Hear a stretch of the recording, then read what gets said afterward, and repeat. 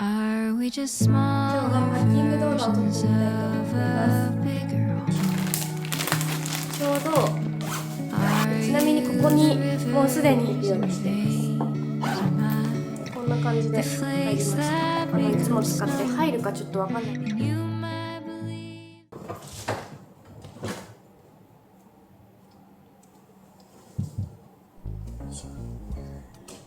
こんにちは、えりこです。今日はパッキング動画を撮ってみたいと思っています。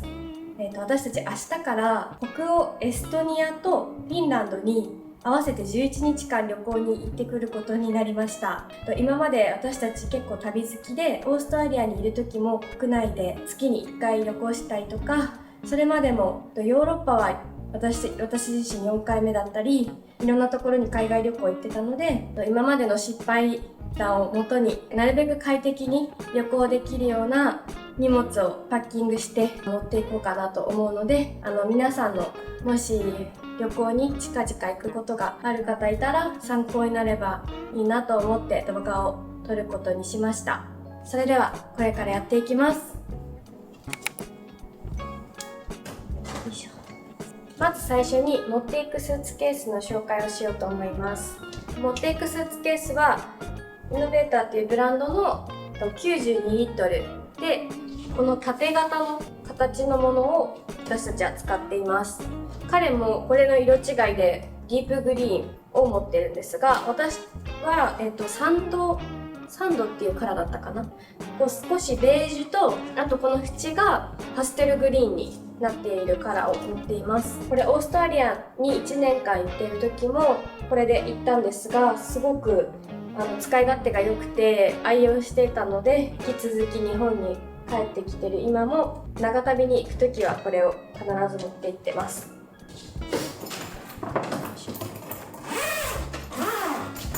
でこれおすすめのポイントを紹介すると、まずこちら、電車とか交通機関で一緒に運んでる時に揺れちゃうことってあるじゃないですか。それがこれだとロックができるので、そうすると動かないようになります。これがすごく便利でいいなと思っている機能です。中が仕切りが3つになっていて、左半分はもう1つ丸々使えるようになっていて、でもう半分は2つに分割されて入れることができます。なので私たちの活用法としては、左半分の方に服だったりとか大きなものをポンポンと入れて、でもう半分にはなるべく雑貨とかコスメ道具とか、あとは下着とか、サンダルとか、そういう細かいものを入れるような形で使い分けるようにしています。結構そういう風にここにじゃあこれ入れるようにしようっていう風に役割が決まるので、パッキングする時にすごくどこから手つけていいか全くまっさらだとわからないんですが、役割が決められて私は使ってて使いやすいなと思っています。というわけでちょっと服から入れていこうと思います。今回持っていこうと思っているのはここにあるものになります。でこれの他にコートも手持ちで持っていこうかなと思ってます。ゆるーくパッキングしながら、おしゃべりしながらちょっとやっていこうかなと思うので、ラジオ感覚で聞いてもらえたらと思うんですが、実は今回さっき話したかな、北欧のエストニア、フィンランドに行く一番の目的がじゃじゃん、サウナです。でどういうことかというと、私実はエストニアのサウナを輸入販売している会社のウェブのマーケティングをお仕事でしてます。エストニア行く目的はそれの出張というか視察みたいな形でサウナ工事を回ったりとか、フィンランドもエストニアもサウナがお家に一家に1台あるぐらい、もうサウナが当たり前の国なんですって。実際にそのエストニアのサウナ事情というか、どういう文化なんだろうっていうのは肌で感じながらより知識を深めていくっていうのが今回の旅の一番の目的になります。っていうのと、私たちサウナ大好きなので、サウナにたくさん入れる、毎日入れるっていうのが単純に楽しみです。なので今回この服の他にこういったサウナグッズもいろいろ持っていく予定です。まずは普通の服を紹介しますね。はい。で、ちょっと圧縮袋に入れるんですが、服を入れるために用意した圧縮袋とか袋がいろいろあって、圧縮袋が今1、2、3、4、5個かな。5個とこのちょっとナイロン製の圧縮袋があります。この圧縮袋新しく買ってきて、でこのナイロン袋も同じシリーズなんですが、これ3COINS で買ってきました。今10月なんですけど、もう北欧エストニアとかフィンランドは東京の冬ぐらいの寒さらしいので、ニットとかコートとかをがっつり持っていくことになります。なのでかさばるなと思っていて、なるべく圧縮してコンパクトにしていきたいと思います。ニットとかトップスを収納していきます。今回撮影もいろいろしていくので、10日間って短いと言いつつシチュエーションに合わせて服をちゃんと選びたいなと思うので、厳選したけどこれ結構多めになっちゃいました。こういうニットとか、私パブリック東京っていうブランドが好きで、結構セールの時に一気にまとめ買いしてるので、このニットたちもパブリック東京で、今着てるのもほぼパブリック東京の服です。質も良くてコスパも良くて、でデザイン性も結構ユニークなのがたくさんあるので気に入ってます。さっきのブルーのニットにこういう風にいつもインナーでちょっとハイネックのこういったインナーをつけてて、これも同じような感じの形なんですけど、かさばらないしレパートリーつけられるのでいいかなと思って、この2つでちょっとバリエーションを増やそうと思ってます。でこの圧縮するのが一番大変ですよね。このベストとロングブラウスと、これはストライプのロングブラウスとこのパンツで、だいたいコートで行動すると思うのでそんなに見えないとは思うんですけど、ちょっとフィンランド Vlog、エストニア Vlog も撮ってあげる予定なのでチェックしてみてください。ちょうどクリスマスに差し掛かる前に行くので、残念ながらクリスマスマーケットとかは多分まだやってない時期なんですけど、その分サウナ本当にたくさん入ってくるのと、あと、クリスマスに向けての、オーナメントだったりとか雑貨は売ってるのかなと思うので、ムーミンショップ行ったりとか、フィンランドの雑貨屋さんを回ったりとか、テンションが上がるお土産も買ってこれたらなと思ってます。あとこれお気に入りのスカートも持ってきます。これもパブリック東京で買ったんですけど、白だけどちょっとグレーがかってるので着回しがすごくしやすくて、これすごく私の動画とかインスタでよく出てくると思うんですが、お気に入りです。シワになれないように、シワになるな。よいしょ。でこれは絶対に寒いかもしれないと思いつつ、まだ着てなくて早く着たいなと思って持っていく、こういうワンピースです。めちゃくちゃ可愛くて、ベースが青で、でもこう白の切り返しがあったりとか、デザイン性がすごく可愛くて、入る場所があったらいいなと期待して持ってきます。結構私は荷物をミニマリストにしたいと思いつつできないタイプなので、コンパクトに持ってきたいっていう人にはあんまり参考にならない動画かもしれないです。重たくなっちゃうけど仕方ない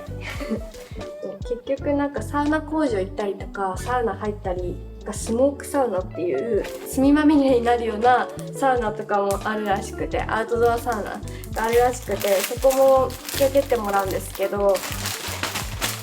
結局そんなところ行ったらこんなね綺麗な服着れないので、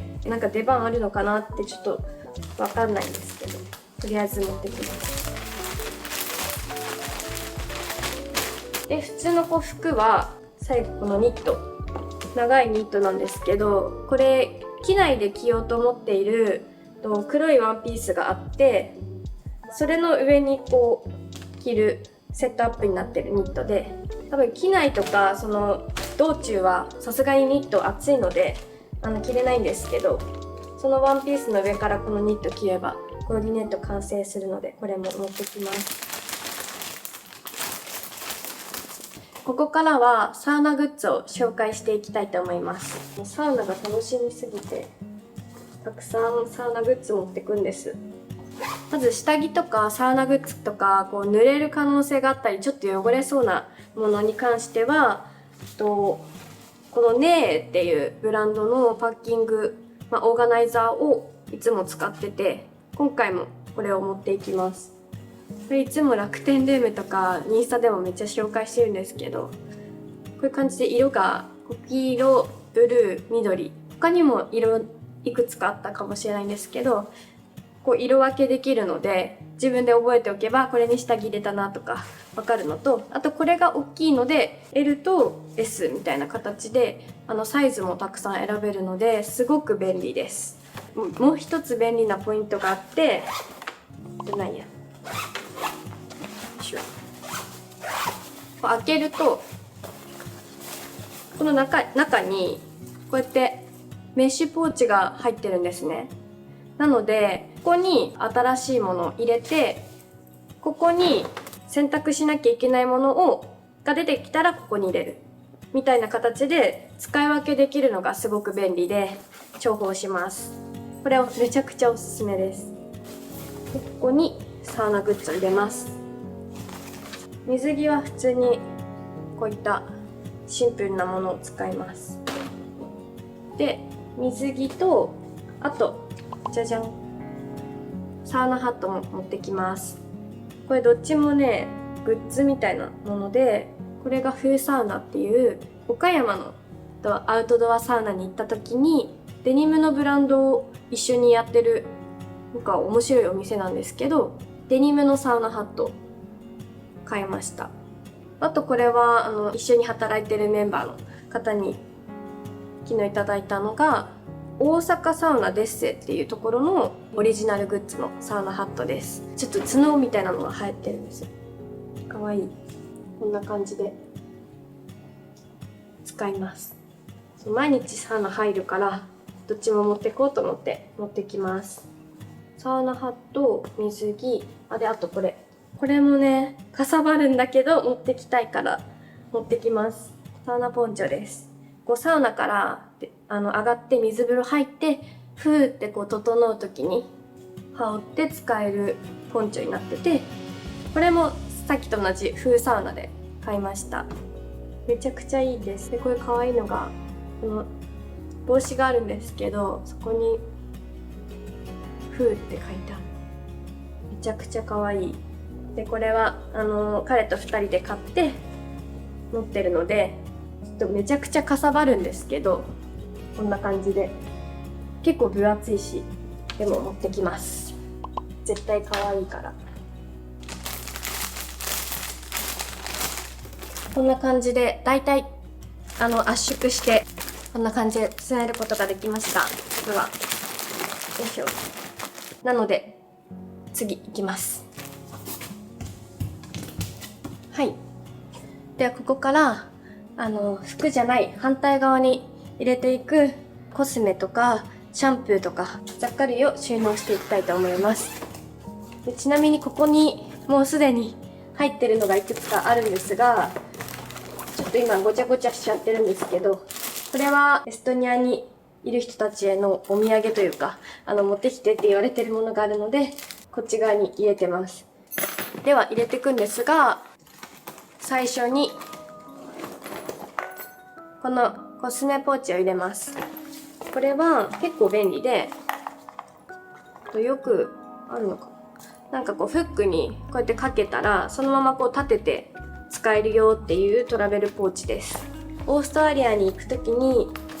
前職の先輩がプレゼントをしてくれました。ちょっとここに雑多に入ってるんですけど、コンタクトとか、あとこれは足をリラックスできるなんか道具とセイロガンとか入ってます。あとは詰め替え用でちっちゃい洗顔と、あとはシャンプー、リンス、ボディーソープを詰め替え用の容器に入れて持っていきます。あとはこれアベダの洗い流さないトリートメントです。これはちょっと詰め替えるのが大変だったのでこのまま持っていきます。で最後にめちゃくちゃお気に入りの香水なのでこれもそのまま持っていきます。イソップのタシットっていう香水で結構ウッディだったりとかちょっとアロマっぽい、くどくないのでなんかアロマを使うようにリフレッシュする気分でなんか使える、もう4本目ぐらいでずーっとリピートしてる大好きな香水です。またこの後も出てくるんですけど、私香り物、アロマとかお香とか香り物大好きなので旅する時もなるべく持っていくようにしてます。やっぱり旅って結構疲れちゃうのでなんとなく過ごしてても精神的に疲れちゃったりするので、そういう時にいつも嗅いでる香りとかがあるとリラックスできるなって思うので、なるべく荷物になりすぎない程度に持ってきます。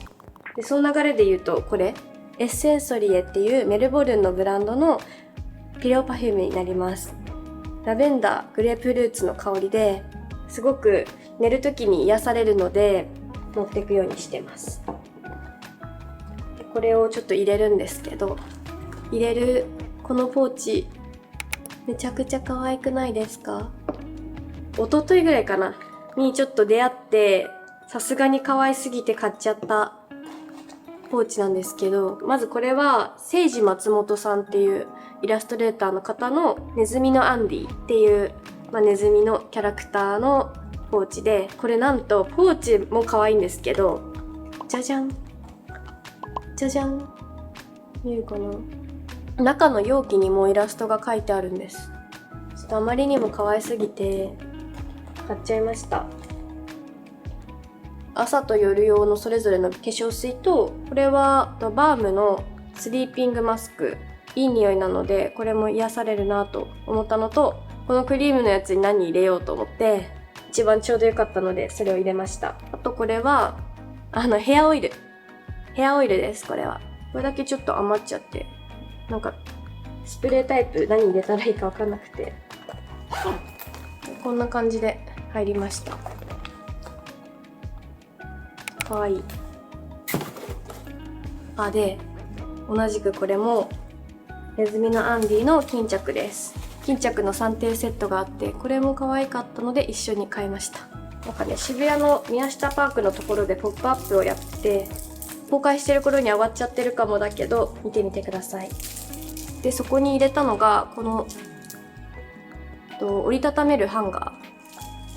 ー4つセット、600円ぐらいだったかな。結構旅先で洗濯したい時にハンガーがなかったりとか挟むもんなくて結構困るっていうのが何度もあったので、今回毎日水着を着たりとか結構洗濯しそうなので買い足しました。2人なので4つがちょうどいいかなと思ってます。よいしょ。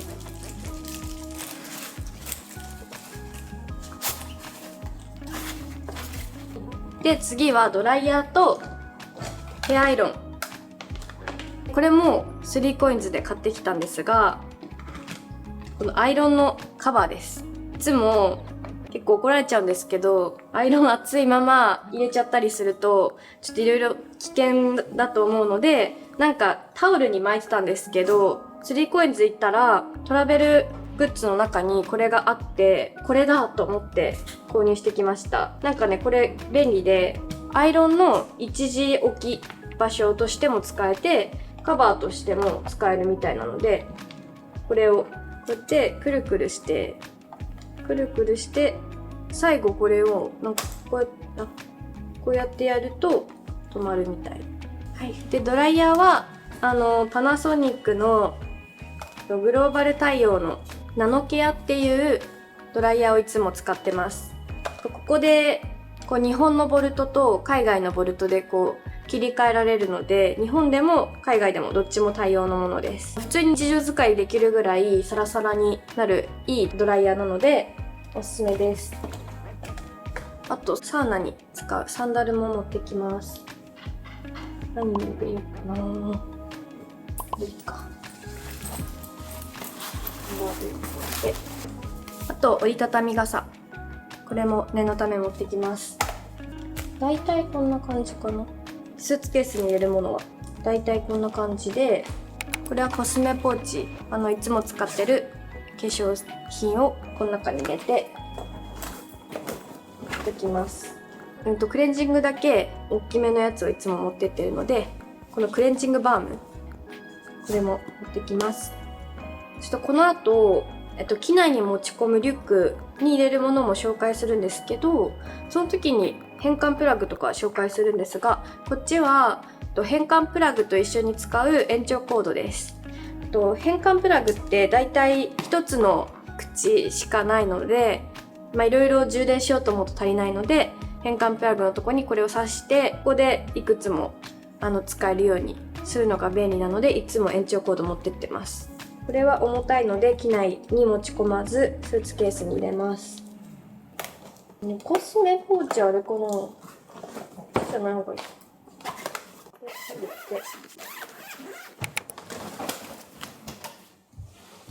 では次はこの機内に持ち込むリュックの中に入れるものを詰めていきます。でこっちは機内に持ち込むので、そもそも預け入れできないものだったりとか、あとは機内で使うグッズを入れようと思ってます。まずこれは、iPad mini ですね。ちょっとまだ充電してないのでこれから充電するんですが、機内で暇つぶしができるように Kindle で雑誌入れたりとか D マガジンでダウンロードしておいたりとか、 Netflix で映画をダウンロードしたりとかして暇つぶしするようにいつも使ってます。もっと大きな iPad があるんですが、やっぱり荷物が重くなっちゃうので iPad mini が旅行の時は一番ちょうどいいなと思ってます。あとは財布と鏡と、でちょっとここから細かいものをいろいろ収納していこうと思うんですが、そういう時によくいつも私が使うのがこの IKEA のジップロックです。これいろんなサイズがあるので、持ってくものに合わせて使い分けできるのがいいなと思ってて、これが一番もうちっちゃなミニサイズと、その次に小さなこれぐらいのサイズのものをちょっと使い分けて入れてきます。まず歯ブラシですね。歯ブラシポーチがいい感じのあったらいいんですけど、いつもないのでもうジップロックに入れちゃってます。あとはこのちっちゃなジップロックに薬を入れます。常備薬というか、海外だとどんな薬があるかがわからないので、いつも使ってる頭痛薬とか胃の整腸剤とか気になる時に使えるものはなるべく入れます。あとはバファリンルナ、お守り的に入れてます。とベッドティッシュ、日本だとおしぼりとかあるんですが、海外だとだいたいおしぼりないのでベッドティッシュはなるべく入れてます。あとパスポートカバーがあればいいんですが、私持ってないのでこういうポーチにちょっと入れておきます。でこのポーチの中には日焼け止めとハンドクリームも入ってます。あとロストパッケージした時用のコンタクト5日分ぐらい、絶対多いけど入れてます。収納、そうちょっと戻って、いつも持ってってるリュックの話をすると、これはフローパックっていう彼が作ったリュックになってます。本当は一番のメインはカメラバッグとして開発されたものみたいなんですが、普通に普段使いできるぐらい使いやすいので、私はただの普通のバッグとして使ってます。2段構造になってて、一番上と2段目、こういう感じで仕切りがあって使える面白い形のリュックです。なので私はこれを上によく使うものを下にあまり出すことが少ないものっていう感じで分けて入れるようにしてます。あとは上にもポッケがあるので、ここはエアポッツとかリップとか鍵とか細かいものを入れてます。でこれはまた別に買ってるんですけど、クリッパ、このクリッパっていうものもいつも使ってて、出先とかで荷物置く場所がない時にフックの代わりになるものです。なのでこれも取っ手につけていつも持ち歩いてます。であとは撮影する機材、いつも使ってるソニー ZV-1F っていうカメラと、これは写真用に使ってるんですけど、富士フィルムの XS20 の一眼レフのカメラ、あと気軽にパシャパシャする用のリコーの GR3X も持ってってます。でこれもネーのちっちゃなポーチなんですが、この中には今回エストニアとフィンランドのプラグが C プラグと SE プラグなので、その変換プラグを入れてます。とこのコード入れてます。パソコンも持ってくんですが、それのマウスと、これは CIO のモバイルバッテリーです。ここでパーセンテージが見えて、今 31% なのでこれも充電していくんですが、結構軽くて充電持ちもいいので使ってます。入るかな。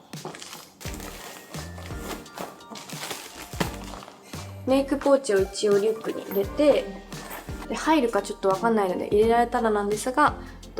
イヤホンは AirPods とあとマーシャルのヘッドホン、どっちを持ってきたいとは思ってます。基本は AirPods なんですけど、寝る時とか結構落としちゃったりとかすると困るので、飛行機とかで寝たりとかする時はもしかしたらこっち使うかも。これは生理用品を入れていきます。海外だとっていうか、日本の生理用品がやっぱり一番質が良くて使い勝手いいのでケースに入れていきます。あとメガネかな。目が悪くてコンタクトなので、機内ではいつもコンタクトを外してメガネにしてます。最後これは日本を感じられるための食べ物、食料というかちょっと持ってくものになります。家にあった中華スープ、あとお箸ですね。お箸ないと何かと不便。麺食べる時とかもフォークで食べるの大変なので、箸を持っていきたいと思います。あとはこれはお茶セットですね。いくつかあるので紹介すると、入れたのが T2 のお茶。これはメルボルンの最近ハマってるコールドブリューのティーパックです。これもコールドブリューの日本で買ったハーブティー。これも好きで飲んでるのでできます。もう寒いからコールドブリューだと寒いのかな。あと味噌汁とかそのお茶とかをいつでもどこでも飲めるように、ハスキーっていうところのタンブラーなんですけど、いつでも持っていけるように一応このタンブラーも持参したいと思います。でこれも最終手段として使おうかなって思ってるちょっと新しいものを買ったので紹介します。サブバッグとして使おうかなと思ってるんですけど、こうやって最初は普通にコンパクトに収納できてて、で開けるとこういう感じで大容量のサブバッグとして使えます。でこれが1段階目で、さらに